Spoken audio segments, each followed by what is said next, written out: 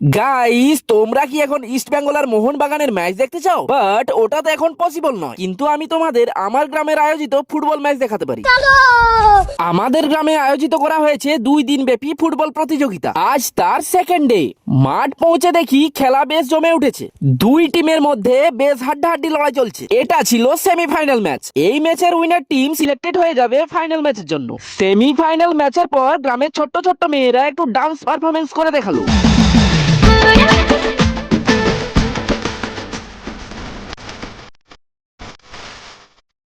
সেই টাইমে প্লেয়াররা একটু রেস্ট নেওয়ার সুযোগ পেয়ে গেল।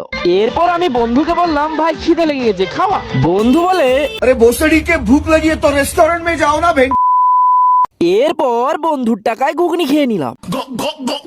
এই ট্রফি গুলো দেখো গাইস, ম্যাচ জেতার পর চ্যাম্পিয়ন্সরা এই ট্রফি খাদে নিয়ে চেয়ার আপ করতে করতে বাড়ি যাবে। এরপর শুরু হয়ে গেল ফাইনাল ম্যাচ। ফাইনাল ম্যাচটি ছিল বাগাড়ি boys পান্নাগেজার versus Marangburu Jahir club. Final match বলে কথা, দুই টিমে নিজেদের বেস্ট পারফরমেন্স দেখাচ্ছিল, কিন্তু কোন টিমে গোল না করায় তাদের মধ্যে পেনাল্টি করানো হয়, কিন্তু তাতে তারা ইকুয়াল পারফরমেন্স করে।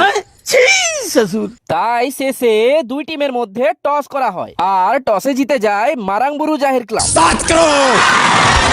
Don't be sad Bagadi boys, क्योंकि हार कर जीतने वालों को बाजीगर कहते हैं। দেখা হচ্ছে নেক্সট ভিডিওতে, ততক্ষণের জন্য বাই।